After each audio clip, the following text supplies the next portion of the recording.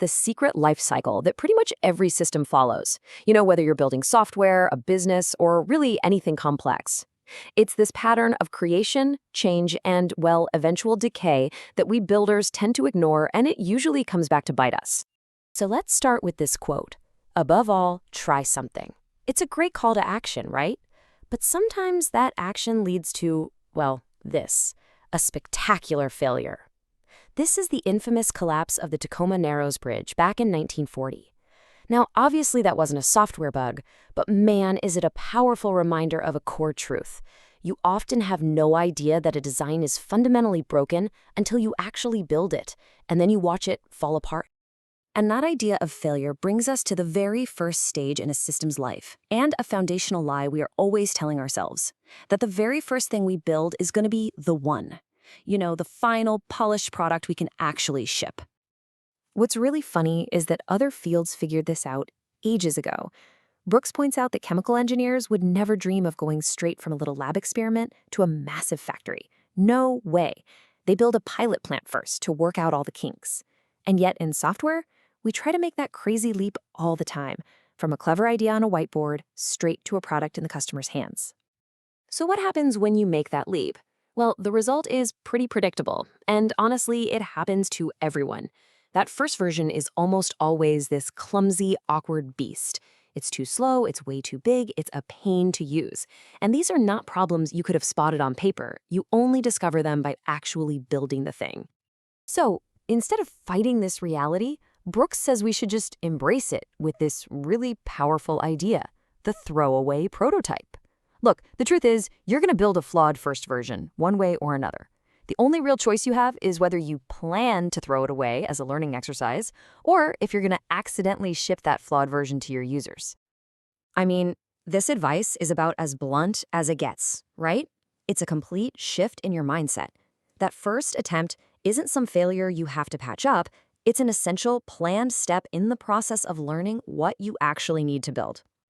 Okay, so let's move to the next phase. Once your real system is born, the one you build after the prototype, it doesn't just sit there. It immediately kicks off a long life of adaptation. Because as Brooks reminds us, the only thing you can possibly count on is change. And preparing for that change isn't some kind of black magic. It's just good discipline. It means you're building for flexibility from day one. Careful modularization is just a fancy way of saying you can swap one piece out later without the whole thing coming crashing down. And using version numbers with freeze dates, that just means you're not trying to fix a car while it's still barreling down the highway. It is all about designing for resilience. But here's where it gets even trickier. It's not just the system that has to be flexible, the organization building it needs to be too. And this brings up a huge question. As your project gets bigger, how do you stop your most talented people, your best coders, from getting promoted into management, away from the very work they're brilliant at? So how do you actually solve for that? Well, some pioneering companies like IBM came up with a really clever solution, the dual ladder. What this meant was that a top-tier technical genius, a staff programmer, could have the exact same prestige, the same salary, and the same influence as a manager. It created a path for master builders to keep building, keeping them right where they could do the most good. All right, so your system is built, it's out in the wild. Now we enter the long, mature part of its life, maintenance. But here's the thing, software maintenance is nothing like fixing a car. It's much more like being stuck on a really treacherous treadmill. This one number, this really gets to the heart of the maintenance nightmare. According to the research Brooks was looking at, every single time you fix a bug, you have a 20 to 50% chance of introducing a brand new one. Just let that sink in for a second. It's this constant, exhausting cycle of taking 2 steps forward and 1 step back. And you can actually see this cycle play out over time. This chart shows that right after a new release, the bug reports are high. Then they dip down as all the obvious problems get fixed. But then, something weird happens. The bug rate starts to creep back up again. So what's going on? Well, it's because your users are getting smarter. As soon as they master the basics, they start pushing the system in all these new, unexpected ways. They hit what's called a new plateau of sophistication.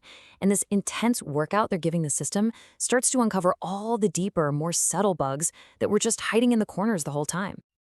And this relentless cycle of fixing something only to break something else, it leads us to the final and maybe the most philosophical stage of a system's life. Its inevitable decay. Studies by these researchers, Lehman and Bellotti, they found this really sobering truth. Every single fix, every patch, every little hotfix, no matter how good your intentions are, adds just a tiny bit of chaos. It damages the clean, original design. It's like leaving a little scar on the system's architecture. Every fix just increases its disorder. This is the law of system entropy. Think about it. Building a program is an act of creating order from chaos, but maintaining that program, that's a process that only increases the chaos or entropy. And over time, the fixes create more problems than they solve, until the system just sort of decays into a state where it can't be fixed anymore. C.S. Lewis wasn't talking about software here, but he absolutely nailed this universal pattern. Every complex system, from an old car to maybe even a whole civilization, seems to follow this path. It starts off clean, but eventually all the patches and fixes take their toll and the machine just conks out. So this all brings us to one final question, one you should be asking about any project you're working on.